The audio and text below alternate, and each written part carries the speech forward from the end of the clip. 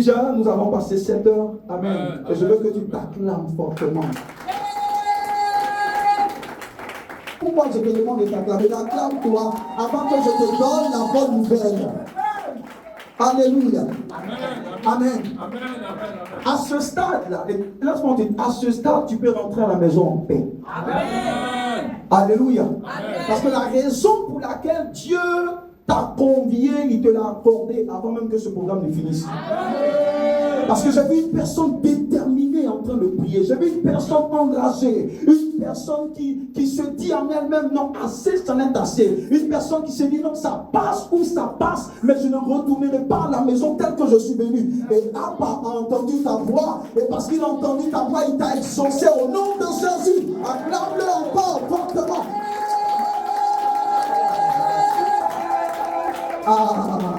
Alléluia. Tu peux t'asseoir dans cette présence. En juste quelques minutes, je vais nous apporter un enseignement pour t'encourager. Amen. La Bible déclare que quelle que soit la circonstance, pour qu'on ne manque pas l'opportunité d'enseigner la pensée de Dieu qui est pour nous la vitamine qui nous bâtit, qui nous construit. Alléluia. Tout ce qui est fait, s'il n'y a pas la parole à l'intérieur, il y aura le sentiment de manque quand même. Amen. Quand vous lisez l'apôtre Paul dans le livre des Actes, chapitre 20, verset 32, il dit, je vous recommande à Dieu, je vous recommande à la parole de sa grâce. Donc la recommandation est certes faite à Dieu, mais Dieu Paul nous recommande aussi à la parole de Dieu. Il appelait la parole de la grâce, c'est-à-dire la parole qui a été sponsorisée par la grâce de Dieu. Il dit qu'elle est capable de nous édifier, elle est capable de nous bâtir, afin que nous n'ayons pas à l'héritage que le Seigneur a prévu pour nous. Amen. Donc il y a un héritage où, j'ai envie de dire, l'héritage que Dieu réserve aux saints, c'est un héritage qui nous est administré par l'édification que la parole de Dieu nous aura donnée. Qu'est-ce que ça veut dire? Ça veut dire que Dieu nous donne en fonction de l'édifice que nous constituons. Le ciment qui bâtit chacun d'entre nous, le ciment s'appelle la parole. Donc la prière vient pour aider ce ciment-là à bien se solidifier. Alléluia. Mais le ciment est très important. Et la parole ici devient comme le ciment. Amen. Donc à mesure que nous montons en ossature, en position, la Bible dit qu'il y a une grâce, il y a une bénédiction afférente que Dieu nous donne. Donc ce que Dieu te donne est proportionnel à l'édifice que tu représentes. C'est pourquoi la parole est importante. Amen. Paul disait en toute occasion bonne ou défavorable, Timothée, ne manque pas d'annoncer la parole. C'est la parole du salut. C'est la parole de la transformation. Quand on dit la parole du salut, ça veut dire que c'est la parole qui apporte le salut. Vous vous souvenez de ce que Jésus a dit en Jean 6? Il dit, mes paroles sont esprit et vie. Ça veut dire à chaque fois que tu entends la parole de Dieu, ce n'est pas seulement des verbes que tu entends. Mais la parole a la capacité de séparer. On peut séparer, on peut enlever de la parole, si vous voulez, l'esprit et la vie. Ça donne un peu l'image des fusées. Quand on lance les fusées, arrivé à un moment donné, il y a une coque des fusées qui se dispersent. Amen. Et le fusée même va dans les airs. Amen. Donc quand la parole est donnée, la parole est un peu comme le plateau qu'un serveur tient, sur lequel il y a la boisson, il y a à manger. Donc quand la parole est annoncée, la parole se sépare. Il y a l'esprit qui sort de la parole pour affecter la vie de tous ceux qui l'entendent. Amen. Amen. Et il y a la vie aussi qui se sépare pour affecter la vie de chacun d'entre nous. Donc ce que tu entends, ce n'est pas seulement le vocabulaire, ce n'est pas seulement le français, mais ce que tu entends, dans ce que tu entends, tu reçois la vie et tu reçois l'esprit. Voici ce qui fait l'importance pour nous de nous soumettre à l'écoute de la parole. Alléluia. C'est tellement bénéfique d'entendre la parole de Dieu, parce que la parole de Dieu est Dieu lui-même. À chaque fois que tu entends la parole, c'est Dieu que tu entends. Alléluia. Amen. Au commencement était la parole. Quand vous lisez Genèse 1, il est dit au commencement Dieu créa. Donc Dieu est égal à sa parole. On ne peut pas dissocier Dieu de sa parole. Je ne peux pas te dissocier de ta parole. Tu es là où ta parole est. Tu es la parole. Alléluia. Amen. Tu es ta parole qui sort. Et à chaque fois que nous entendons la parole de Dieu, nous entendons Dieu. Et tout ce que cette parole dit, c'est ce que Dieu dit de nous au nom de Jésus-Christ. En juste quelques minutes, je voudrais nous enseigner un peu sur le thème qui nous rassemble là. Mais je vous l'ai dit à maintes reprises parce que nous sommes une église de prière. Nous croyons que tout ce que nous avons dans la vie viendra par la prière. Nous croyons que tout ce que Dieu nous donnera viendra par la prière. Nous croyons en la prière et nous ne sommes pas que des personnes qui pratiquent la prière, mais nous pensons qu'à arriver à un moment donné, nous devons devenir nous-mêmes la prière. Parce que la prière est comme l'oxygène pour la nouvelle création. Nous respirons la prière. C'est pas le jour où Jésus, en Luc chapitre 18, était en train d'expliquer à ses disciples le mécanisme de la prière. Il leur disait que priez sans cesse, afin que vous ne tombiez pas en défaillance. Et le mot défaillance, c'était le mot coma. Donc ça veut dire que celui qui ne prie pas est dans un état comateux. Alléluia. Donc nous comprenons que nous vivons, ou l'indice qui prouve que nous vivons. Vous savez, à l'hôpital, quand tu vas souvent pour des analyses, il y a ce qu'on appelle les constantes que les gens prennent. Ce sont des indices qui déterminent si la personne est bien portante ou pas. Amen. Donc juste par les indices, par les constantes, quand tu vois que la température est à un certain niveau, la dame même qui prend les températures peut te dire il y a quelque chose qui ne va pas avec toi. Alléluia. Parce qu'il y a une corrélation entre ces constantes-là et la santé de la personne. Donc spirituellement, il y a aussi des indices, il y a des constantes qui permettent à quelqu'un qui te connaît ou au Seigneur de savoir si tu es bien portant spirituellement. Et en autre constante, la prière est une constante importante qui permet de jauger de l'état de santé d'une personne spirituelle. Amen. Et c'est ce que Luc 18 dit, celui qui ne prie pas est dans un état comateux. Celui qui ne prie pas, ça veut dire qu'il y a quelque chose spirituellement qui ne va pas. C'est pourquoi le diable, quand il veut déstabiliser une vie, c'est ta vie de prière d'abord qu'il attaque. Parce que les murailles autour de ta vie, le système de protection est établi par la prière. Amen. Donc quand il touche à ta vie de prière, ce qu'il a fait, c'est qu'il a fait tomber les murailles autour de ta vie. C'est pourquoi nous ne devons pas être ignorants de l'influence ou de la bombe ou de la puissance atomique de la technologie qu'est la prière que le Seigneur nous a donnée. Vous vous souvenez même que lorsque les apôtres sont venus devant Jésus, la seule question qu'ils lui ont posée, c'était apprends-nous à prier. Ils avaient tellement d'options, tellement de possibilités, tellement de questions à poser. Ils pouvaient lui dire, Seigneur, apprends-nous à faire des miracles. Ils pouvaient dire, Seigneur, apprends-nous à multiplier le pain. Seigneur, apprends-nous à marcher sur les eaux. Ils avaient tellement d'options. Mais le fait que ces personnes soient venues auprès de Jésus et lui aient demandé seulement de leur apprendre à prier, ça veut dire qu'ils savaient des choses peut-être que nous on ne sait pas aujourd'hui. En fait, la prière était la réalité qui générait tout ce qu'ils voyaient Jésus faire. Donc au lieu de demander de simples choses, pourquoi ne pas demander ce qui produit les choses? Alléluia. Donc ils ont compris que c'est la prière qui permettait à Jésus de marcher sur les eaux. C'est la prière qui permettait à Jésus de multiplier les pains. Avant même de les multiplier, il dit, Père, je te rends grâce parce que tu m'exauces toujours. Donc c'est la prière. Et ils ont compris que cette prière-là est la réalité par laquelle Jésus opérait. Et c'est dans cette culture de prière-là que nos dévanciers, ceux qui nous ont donné la Bible aujourd'hui, je parle des apôtres, c'est pas cette culture-là qu'ils ont vécue. La prière pour eux était une atmosphère. La prière pour eux n'était pas une option du tout. Ils savaient que s'ils ne priaient pas, ils mourraient. Donc leur vie leur était administrée par la prière. Alléluia. L'importance de la prière. Et surtout, il y a une puissance atomique derrière la prière intense. Vous allez voir que c'est pas, la puissance atomique n'est pas juste derrière une prière, mais une prière intense. Parce que quand on met l'adjectif intense, ce n'est pas seulement la prière, mais c'est la prière à un certain degré qui produit des résultats. Parfois, vous allez voir des gens qui disent, mais je prie, je ne vois pas. Est-ce que la prière est intense? Un jour, Jésus va dire à ses apôtres, il a dit, ce type d'esprit-là ne part que par la prière et par le jeûne. Donc, il n'y a pas une formule générique de prière pour chaque situation. Chaque situation a un mode de prescription qui lui est personnel ou particulier. Alléluia. Alléluia. Amen. Je veux que tu comprennes quelque chose sur la prière parce que mon but, c'est que la prière devienne un plaisir pour toi. Que la prière devienne savoureuse pour toi. Que la prière devienne une réalité qui soit une bénédiction pour toi. 10 heures aujourd'hui, la prière collective, on l'a faite ensemble. Mais je veux t'emmener, même étant seul, à pouvoir prier aussi longuement. Et mon rôle, c'est de créer un intérêt de ta vie par rapport à la prière. Parce que là où l'homme n'a pas d'intérêt, il ne va pas là-bas. Alléluia. Amen. Donc je veux que la prière t'intéresse. Et pour cela, tu dois comprendre ce que la prière te donne. Et ce que l'absence de prière crée dans ta vie. Écoute très très attentivement. Marc chapitre 11, verset 24.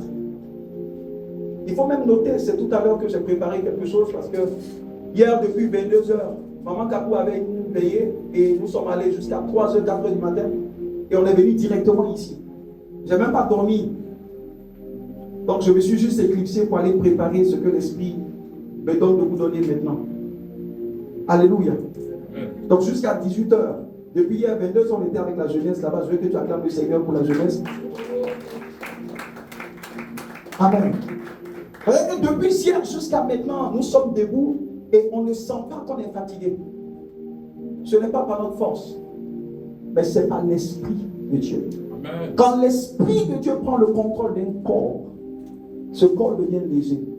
David a dit un jour dans le psaume 80, verset 18, il dit, Seigneur, fais-nous revivre afin que nous puissions t'invoquer. Amen. Ça veut dire que ta capacité d'invoquer le Seigneur dépend de la vie que lui te donne. Donc si le Seigneur ne te donne pas l'énergie nécessaire pour prier, quelle que soit ta volonté, tu ne peux pas prier. C'est pas beaucoup peuvent dire aujourd'hui, j'ai envie de prier, mais à peine ils commencent à dire Seigneur, ils commencent à bailler pour dormir. Donc ça veut dire que la prière n'est pas seulement un exercice pour un homme ordinaire. La prière est une réalité spirituelle. Donc tout ce qui est spirituel a besoin d'un capital spirituel pour qu'on puisse le réussir. Sans l'énergie d'en haut, malgré ta volonté, tu ne peux pas prier comme il faut. L'homme spirituel est celui-là qui est habilité à prier. Parce que quand il prie, il reçoit ce qu'il faut. Amen.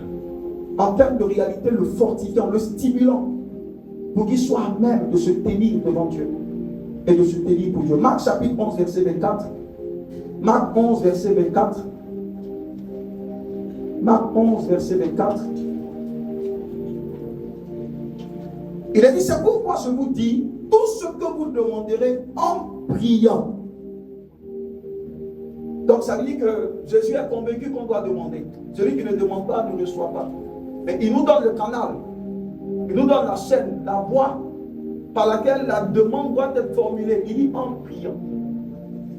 Donc ça veut dire Marc est en train de faire de la prière le tunnel par excellence pour pouvoir adresser quoi que ce soit des requêtes ou des doléances à Dieu. Il dit tout ce que vous demanderez en priant.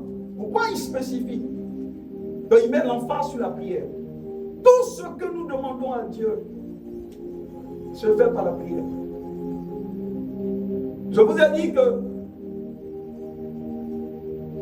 rien du tout ne peut se faire sans la prière. Tout est sponsorisé par la prière.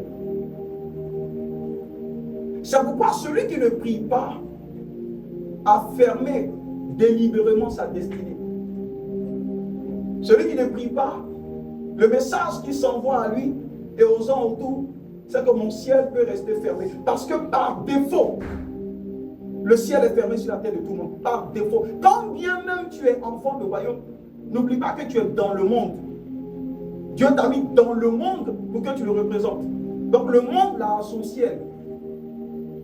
Donc c'est ta prière qui permet la connexion avec ton quartier général. Alléluia. Amen. Donc celui qui ne prie pas a maintenu son ciel fermé. Il dit tout ce que vous demandez en priant. Il dit croyez que vous l'avez reçu et vous le verrez s'accomplir. Amen. Amen. Asseyons-nous dans cette présence. Seigneur, bénis ta parole dans le nom de Jésus-Christ. Amen. Amen. Je voudrais que tu prennes ces dernières heures jusqu'à la fin là Parce que la Bible dit que la fin de toute chose vaut mieux que son commencement. Lorsque nous allons engager la prière, c'est le dernier moment, c'est le dernier carrefour. Il faut mettre tout ce que tu as à mettre. Même si tu dois te faire masser après, ça ne fait rien. Massage et puis tu es béni là, c'est mieux. Amen. Wow. Alléluia. Gloire à Jésus. Amen. Gloire à Jésus-Christ. Amen. Donc la parole est claire. Il dit tout ce que vous demanderez en prière. Ça veut dire tu dois. Il y a des dimensions pour la demande. Alléluia. Hier, j'ai parlé avec mon épouse sur la dimension de la demande. Vous allez voir Matthieu 7, il parle de demander. Vous allez voir que ça progresse. On dit demander, après on dit chercher, après on dit frapper. Alléluia. Donc c'est les dimensions. Et ces dimensions sont fonction de ta position sur l'échelle de Christ. Parce que quand vous lisez Éphésiens chapitre 1 verset 3, il est parlé de toutes les bénédictions que le Seigneur a sécurisées pour nous dans les lieux célestes en Christ. Donc ça veut dire que Jésus-Christ aujourd'hui est un lieu céleste. En Christ, il y a des places, il y a des positions. En Christ, là, Christ est comme, prenez l'exemple de tout Abidjan. Amen. Et Christ peut être au plateau, par exemple. Donc celui qui est à la GESCO, il est à Abidjan, mais il est loin de Christ. Quand bien même il est en Christ, il est à Abidjan, mais il est loin du plateau. Alléluia. Amen. Donc dans les lieux célestes en Christ, il y a plusieurs positions. Parce que demander, il y a une catégorie qui vit par la demande. Chercher, il y a une catégorie qui vit par le fait de chercher. Et quand on dit frapper, il y a une autre catégorie qui vit par... Donc ça veut dire que selon ta catégorie, si tu demandes certaines choses par rapport à ta catégorie, Dieu ne te donnera pas. Parce que s'il estime que ta position doit te faire chercher, il ne te donnera pas. Quand il estime que tu es dans une posture où ton ossature, imaginez un vieux de 30 ans venir demander bonbon à son papa. Papa, demande bonbon, demande bonbon. Hey, amen. Alors, quand ton papa même te voit, il sait qu'il n'est pas en bonne santé. Alléluia. Mais par contre, si un bébé de 304 ans vient demander à papa, il trouve normal de lui donner. Parfois, papa, tu as toi-même va chercher. Alléluia. Donc, tu demandes par rapport à ta position, tu frappes par rapport à ta position, tu cherches par rapport à ta position. C'est ce qui fait souvent que la prière devient un peu confuse. Parce que si tu estimes que ta position spirituelle te permet de chercher, quand tu te demandes, tu as l'impression qu'il n'entend pas. Parce qu'il veut simplement que tu ailles chercher.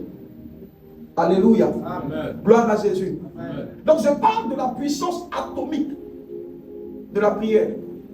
Et pour ceux qui ont fait l'histoire, quand on a étudié un peu les bombes qui ont été relâchées sur Hiroshima et Nagasaki, jusqu'à aujourd'hui, vous entendez ou vous voyez l'impact de ces bombes il y a combien d'années en arrière. Il ne s'agissait pas d'une bombe normale. C'est une bombe atomique. C'est une bombe dévastatrice. Quand elle descend, elle détruit tout sur son chemin.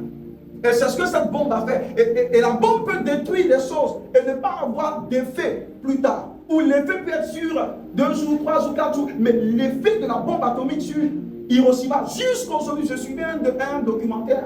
Jusqu'aujourd'hui, il y a des séquelles et il y a des effets collatéraux, même sur les enfants qui naissent aujourd'hui. Quelle bombe! Alléluia! Il y a une puissance atomique dans la prière du juste. Pas dans la prière de tout le monde, mais la prière du juste. Si Dieu pouvait ouvrir nos yeux pour qu'on comprenne l'impact d'une simple parole qui sort de la bouche d'un croyant qui dit par exemple je détruis au nom de Dieu. Je vous ai dit que la puissance n'est pas dans le volume de la voix. Alléluia. Donc ne dis pas que parce que tu parles fort, la chose a beaucoup plus de poids. Non. Parce que l'autorité, ce n'est pas la voix. L'autorité, c'est ce que tu as ici. Et l'autorité, c'est le positionnement qu'on a en Christ. Parce qu'on est assis en Christ dans les lieux célestes, nous avons l'autorité. Le président de la République, il ne parle pas fort. Alléluia. Quand tu prends les chefs d'état-major, parfois ils sont petits comme ça. Alléluia. Et les gens sont grands. Mais quand il dit, demain, tu vas... Car, en fait, celui-même qui parle ne fait pas du bruit, c'est celui qui répond qui fait du bruit. Amen. Alors qu'il n'est pas censé faire du bruit. Mais pourquoi? Parce que l'autorité n'est pas dans la voix, mais l'autorité est dans la position de la personne. Amen. Alléluia. il y a une autorité dans la vie du croyant. C'est peut-être ce que l'Église d'aujourd'hui a manqué d'enseigner aux fidèles. Amen. Mais tu as une autorité que tu n'as pas encore exercée. Et justement, c'est sur ce point que parfois le diable nous piège un peu. L'autorité qu'on a s'appelle exousia. C'est une autorité que Dieu confère à ceux qui croient en lui, à ceux qui l'ont accepté. Et c'est une autorité. Mais parfois nous ignorons. Nous ne savons même pas que nous avons cette autorité, alors qu'elle est là. C'est pourquoi le but du diable, c'est de te maintenir sans information. Il te prive de l'information. Parce que le jour où tu sais, c'est le jour où tu commences à être puissant. Le jour où tu connais ta position, c'est ce jour où tu commences à être puissant. Donc il te prive de la connaissance qui changera ta vie. C'est pourquoi Proverbe 11:9 dit, le juste sera délivré par sa science, par ce qu'il sait. Il y a une puissance atomique dans la prière du juste. Parfois quand vous priez, demandez souvent au Seigneur, ouvre mes yeux pour que je vois ce qui se passe de l'autre côté. Si Dieu permet d'ouvrir tes yeux, ce que tu appelles petite prière, c'est une bombe atomique qui est libérée dans le camp de l'ennemi. Mais comme tu ne sais pas, comme tu ne vois pas, tu penses que c'est du jeu. Vous savez pourquoi Paul a dit ne plaisantez même pas? Vous vous souvenez de ce que Paul a dit? Il dit évitez de plaisanter. Un croyant ne doit pas plaisanter. Parce que le diable connaît la puissance de ta parole. C'est vrai que tu peux dire non, je suis. Non, écoutez, le diable connaît la puissance qu'il y a dans ta bouche. Vous savez pourquoi Dieu, Paul a dit un jour, il dit, mais quand tu es faible, il ne faut jamais dire que tu es faible. Dieu fonctionne ainsi. Nous avons reçu la nature de Dieu. Et l'une des particularités de Dieu, c'est qu'il parle pour créer les choses. Donc c'est quoi? Écoutez, quand Dieu vient et puis Dieu te dit, hey, sa tête est grosse. Au moment où Dieu a dit là, ta tête grossit en même temps. Alléluia. Amen. Parce que sa bouche là, crée ce qu'il pense. C'est pas qu'on dit ne dites jamais ce que vous voyez. Il dit parle à la montagne. Non pas parler de la montagne. Parce que tout ce dont tu parles, la chose grossit. Beaucoup de chrétiens ont augmenté leurs problèmes par leur confession. Parce qu'ils ne savaient pas qu'il y a une puissance atomique que Dieu a déposée dans la bouche du croyant. Pas dans la bouche du pasteur, dans la bouche du croyant. Voici les miracles qui accompagneront ceux qui auront cru. Ils n'ont pas dit les pasteurs, nous tous.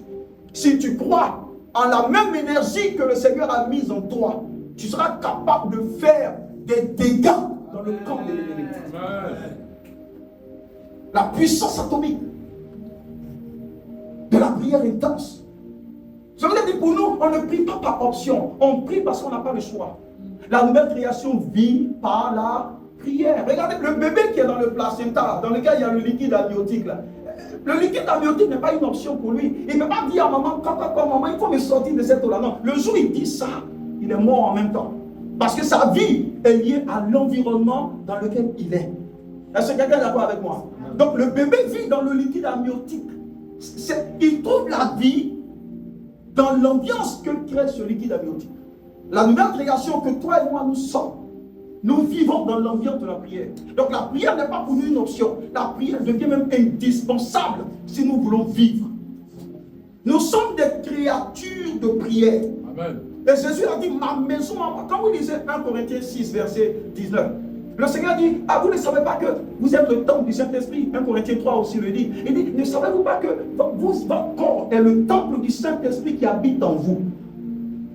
Qu'est-ce qui fait la description des temples? C'est la prière. Jésus a dit, ma maison à moi sera appelée. Ça veut dire la description de la maison de Dieu, c'est l'ambiance de la prière.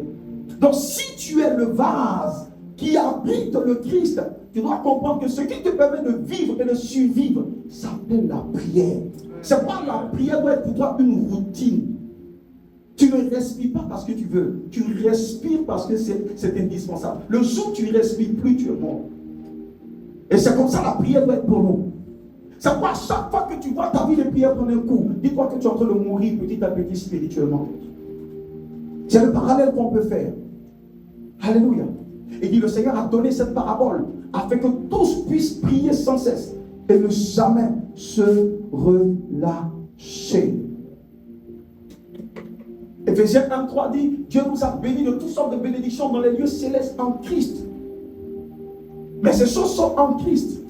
Il doit y avoir une correspondance pour que ces réalités soient manifestes. Et le tunnel ou le canal par lequel ces choses peuvent être importées s'appelle la prière. Donc beaucoup de personnes peuvent être bénies, mais ces réalités sont stockées dans les lieux célestes. Il n'y a pas de chemin, il n'y a pas de voie, il n'y a pas de tunnel pour que la chose descende. Alors qu'elle existe, mais elle n'est pas encore descendue. La chose est là, mais elle n'est pas encore descendue. La personne est bénie, mais sans bénédiction. Et regardez ce que Marc chapitre 11, verset 24 dit, ce que j'ai dit. Il dit tout ce que vous demanderez en priant. Il dit quoi? Il dit, croyez que vous l'avez reçu. Et ensuite, il dit, vous le verrez. Parce que recevoir là, ça n'est pas déjà dans ma main. Donc tu peux recevoir quelque chose sans voir. Il dit reçu. Et après, il dit, vous le verrez. Donc ça veut dire reçu ici, et puis le voir, ce n'est pas la même chose. Tu peux recevoir quelque chose sans rien voir. Écoutez, quand le processus de fécondation commence, parfois la femme ne sait même pas qu'elle est enceinte. La semence est invisible. Et quand elle est descendue, la fécondation peut commencer sans que la personne ne soit informée. La réalité est là, mais elle n'est même pas encore embryonnaire. Tu as l'impression qu'elle est d'abord dans l'esprit. Parfois c'est 1-2 mois après même que la maman sait qu'elle est enceinte. La chose, elle avait reçu, mais elle ne l'avait pas encore vue. Donc il y a des choses que tu reçois en esprit, mais que tu ne vois pas encore. Parce qu'il y a une distance entre le recevoir et le voir. Il y a une transition qui doit se faire entre le recevoir et le voir. Et le canal qui permet cette transition, c'est la foi et la prière qui permet de déclencher la chose. Il y a des gens, beaucoup parmi nous ont déjà reçu la chose. Ils sont juste dans la phase de voir. Et voir, c'est la manifestation. Et le canal par excellence que Dieu attend de nous, c'est la prière. Et rien que la prière. Quand Jésus dit prier sans cesse, il savait ce qu'il disait exactement. Il y a une puissance atomique dans la prière. Il y a une puissance atomique dans la prière. C'est par cette prière que la connexion se fait. C'est par cette prière que les téléchargements se font, que les importations se font. Par la prière. Tu dois être une créature de prière. Tu dois devenir toi-même la prière. Prier sans cesse. Surtout si tu as la capacité de prier en esprit, c'est un avantage incroyable pour toi. Parce que pour pouvoir prier et avoir de l'impact, il faut être à une certaine hauteur. Vous savez, on ne peut pas être sur la terre et puis influencer la terre. C'est pourquoi le Seigneur a dit, vous êtes dans le monde, mais vous devez comprendre que votre opération commence à partir de là-haut. C'est quelqu'un qui est en haut qui peut dominer sur ce qui est à terre. Donc le chrétien est censé être sur la terre, mais fonctionner à partir des sphères célestes. Éphésiens 2:6 dit, nous sommes assis dans les lieux célestes en Christ. C'est à partir de cette position-là qu'on peut dominer.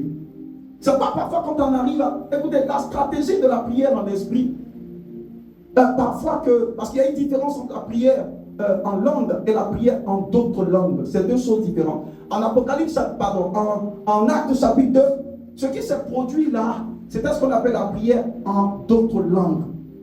Le jour de la Pentecôte, la prière en d'autres langues. Parce que tout le monde entendait les apôtres parler dans leur langue, dans leur patois. Donc ça veut dire que pendant que les apôtres prêchaient, quelqu'un entendait baoulé, l'autre entendait bété, l'autre entendait malinqué. C'était ces langues-là qu'ils entendaient. Mais c'est à Corinthe qu'ils ont entendu le parler en langue que nous parlons ici. Donc il y a une différence entre le parler en langue qu'on appelle le glossolali. Et là, ça, c'est ce qu'on a entendu à Corinthe. Maintenant, le jour de la Pentecôte, on a entendu le xénognossie. Là, c'est le langage français. Amen. Mais tu ne peux pas parler, écoutez-moi bien. Les esprits ne sont pas effrayés par le français. Parce que les esprits ne parlent pas français. Les esprits parlent esprit. Donc si tu n'es pas dans une certaine position, tu ne peux pas changer ton monde. Voici la stratégie que Dieu nous donne. Il sait qu'on doit avoir de la hauteur avant de commander aux réalités. C'est pourquoi la Bible parle souvent de montagne.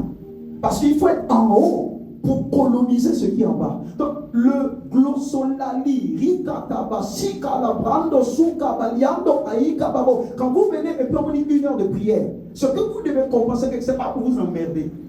Ça va vous permettre d'aller sur la montagne.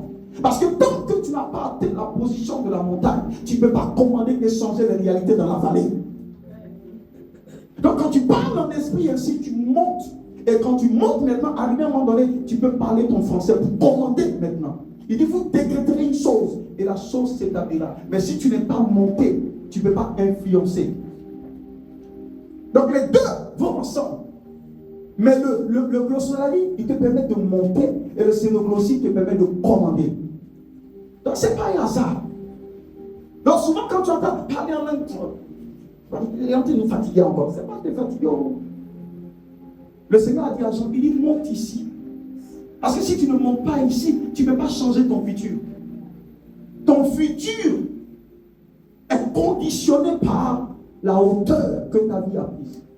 Et parfois, ce parler en esprit, c'est pourquoi le parler en esprit doit être pour vous une routine.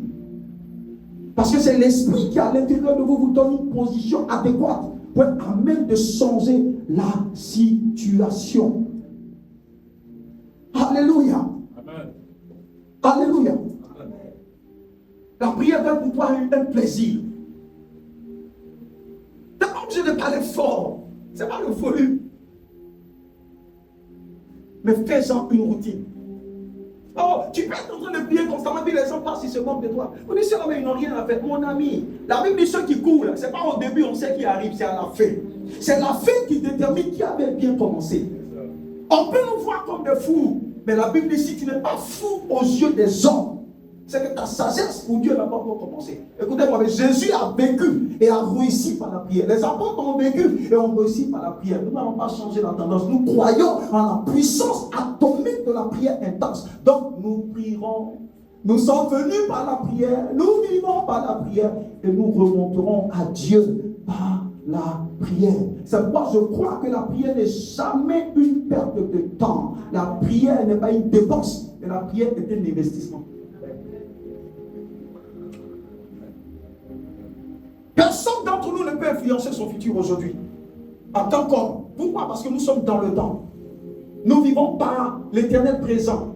Mais il y a une réalité que tu peux envoyer dans ton futur pour te caler des rendez-vous. Il y a une réalité que tu peux envoyer dans ton passé pour changer ce qui ne va pas. Et cette réalité qui peut traverser les airs, les saisons, les générations, s'appelle la puissance atomique de la prière. Amen. Tu peux être ici aujourd'hui samedi et puis envoyer la prière demain dimanche. Trouve-moi un rendez-vous à telle heure là-bas. Et la prière, comme si elle avait les pieds, marchera pour aller te caler un rendez-vous au lendemain. C'est par la Bible dit, tout ce que vous demanderez, croyez que vous l'aviez reçu et vous le verrez. Alléluia. Gloire à Jésus-Christ. Donc ta prière ne tombe pas à terre. Tu n'es pas venu à ces 10 heures pour perdre ton temps. Tu as investi. Le seul hic, c'est que tu ne vois pas encore ce que tu as investi, mais tu as reçu.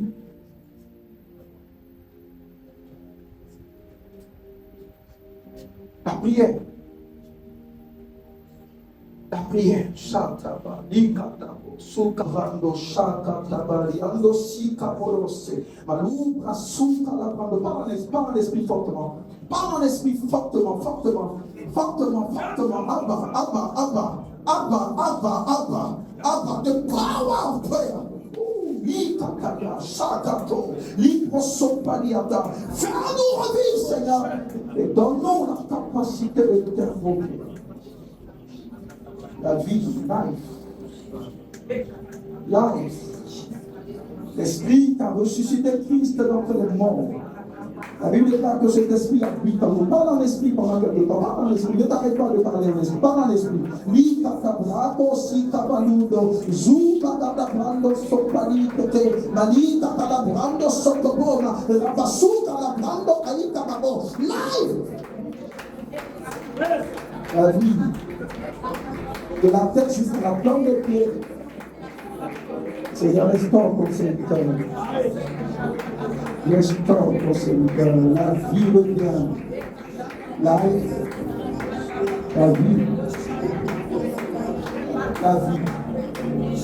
La vie. Life. Life.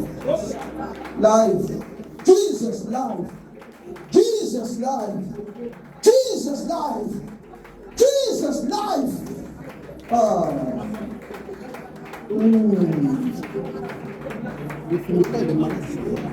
Sorti la mort. Il est l'auteur de la vie. Life.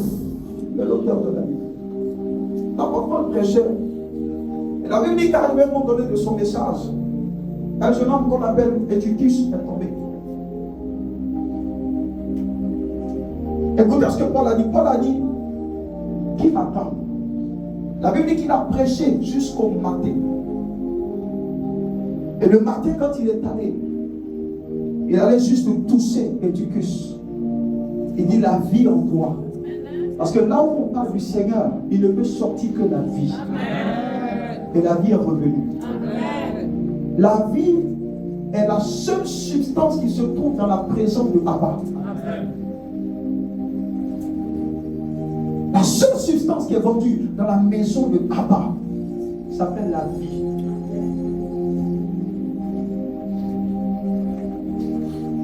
La vie. Ils vont juste remonter avec les 10 heures et c'est fini. Amen. Amen. Donc je parlais de la prière, de la puissance atomique de la prière. Ah. On est là depuis matin. Pourquoi c'est quand on commence à parler de la parole que le diable veut distraire? Pourquoi c'est quand la parole est installée que le diable veut distraire? Tu n'as pas idée de ce qui entoure de toi maintenant. Tu vas comme des nuages. Comme des nuages, comme des nuages, comme des nuages, comme des nuages, comme des nuages, comme des nuages, des nuages, des nuages, des nuages, des nuages, des nuages, des nuages, des nuages, des nuages, des nuages. Et la gloire là, la gloire de Dieu. La gloire de Dieu là. La gloire de Papa là. Ah, merci Saint-Esprit de Dieu. Merci Saint-Esprit, merci Saint-Esprit, merci Saint-Esprit, merci Saint-Esprit, merci Saint-Esprit, merci Saint-Esprit, merci Saint-Esprit. Il y a une forte onction qui est en train de venir. Je ne sais vraiment pas ce que le Seigneur est en train de faire, mais je sens une forte onction qui est en train de descendre. Et le Seigneur dit, elle sera tellement forte que beaucoup auront du mal à s'asseoir. Elle est en train d'être forte, elle est en train d'être forte, elle est en train d'être forte, elle est en train d'être forte, elle est en train d'être forte, elle est en train d'être forte, elle est en train d'être forte, elle est en train d'être forte. Holy Ghost.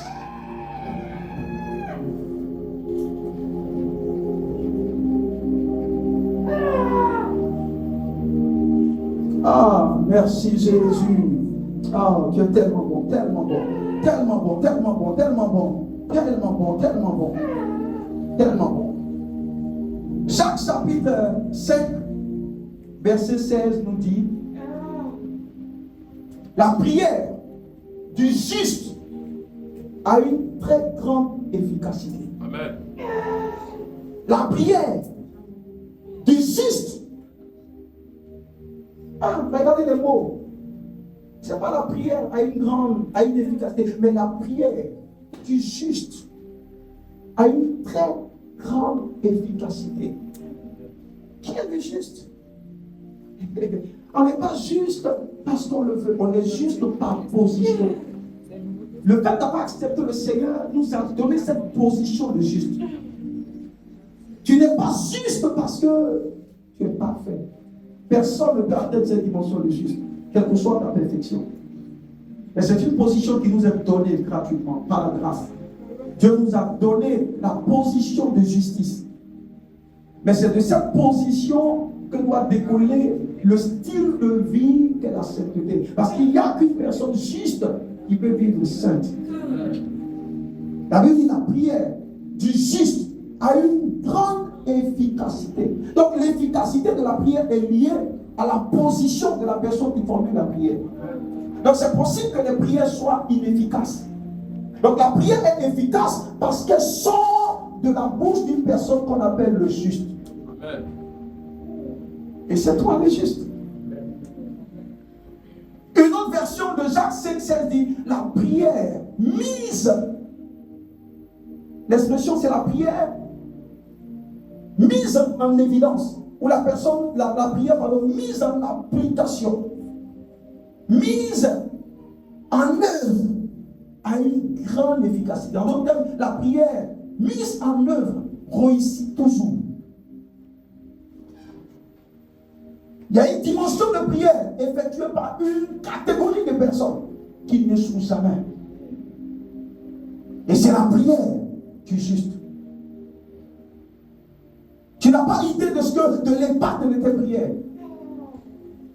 Tu n'as pas idée de ce que tes prières peuvent faire. Parfois, le Seigneur a juste besoin qu'il y ait un minimum de foi pour que tu déclares des choses. Non, tu n'as pas besoin. Le Seigneur a dit, va, Gédéon, avec la force que tu as. C'est toi qui penses que tu es faible. Que celui qui est en toi est l'auteur de la force. Tu n'es pas fort par toi-même, non. Tu es fort par le résident. Par celui qui habite dans ta maison. Par celui qui habite en toi. Tu es fort de par la personnalité qui réside en toi.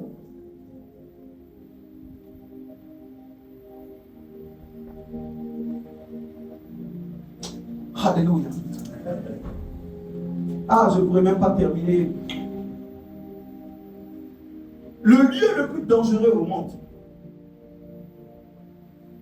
Aujourd'hui, ce n'est pas la mission bien du chrétien. Le lieu le plus dangereux, c'est là où des justes décident de se mettre ensemble pour prier. Parce que jusque-là, aucune bombe atomique n'a encore été utilisée là-bas.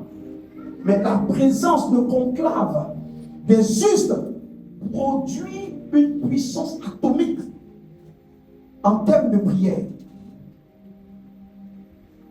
Donc le lieu le plus dangereux, c'est ici. Parce que là où les saints sont réunis, tout est possible là. Tout est possible là. Tout est possible là. Le temps est venu pour que tu prennes ta vie de prière au sérieux. Que tu prennes même ta vie chrétienne au sérieux. Que tu apprennes à fonctionner comme l'église primitive fonctionnait. La prière était la routine. Ils changeaient toutes choses par la prière. Ils changeaient toutes choses par la prière. Ils changeaient leur environnement par la prière.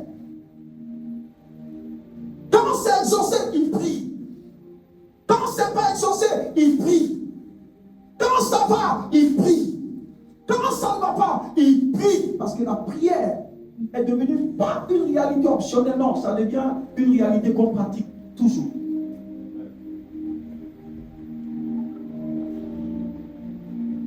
Est-ce que tu peux te tenir debout ce soir?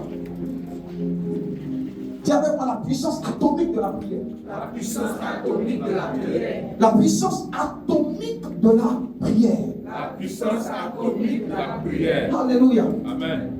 Vous savez, jusque-là, la maladie, jusque-là, cette situation perdurait parce que tu n'as pas eu la possibilité de les déloger. Donc, ce qui fonctionne dans ta vie, c'est ce que tu as permis. C'est ce que tu as autorisé. C'est ce à quoi tu as donné libre cours. Alors que dans ta bouche réside la puissance la plus énorme dans l'univers. Amen.